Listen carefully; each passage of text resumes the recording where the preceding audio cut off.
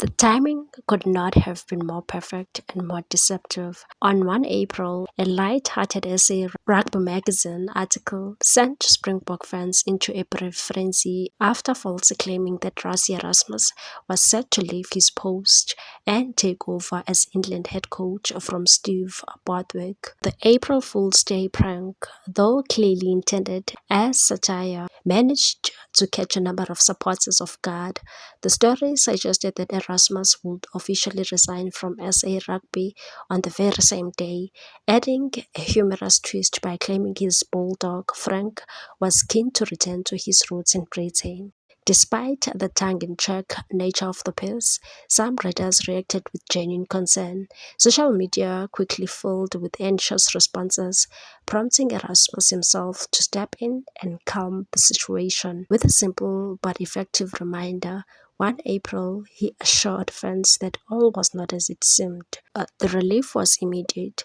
One supporter admitted they had almost fainted, while another joked they were about to flatline, highlighting just how convincing and alarming the Hawks had been.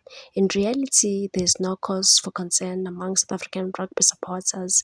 Erasmus remains firmly committed to the Springboks, having recently extended his contract through to 2031. Since his initial appointment as director of rugby in 2018, Erasmus has been instrumental in one of the most successful eras in South African rugby history. Under his leadership, the Springboks secured back-to-back Rugby World Cup titles in 2019 and 2023, cementing their status as global powerhouse. Now serving as head coach since 2024, Erasmus has continued to build on that success.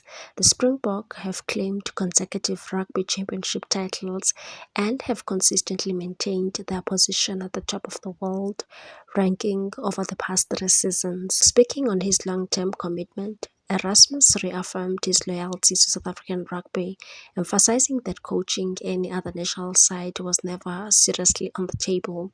He also acknowledged the challenges faced along the way, expressing gratitude for the continued support from SA Rugby and the local franchises. However, despite the security of a long-term deal, his immediate focus remains firmly on the demanding 2026 international schedule. For now, Springbok fans can breathe easy and perhaps think twice before believing everything they read on April's Fool Day. Please like, comment, share, and subscribe for more sports news.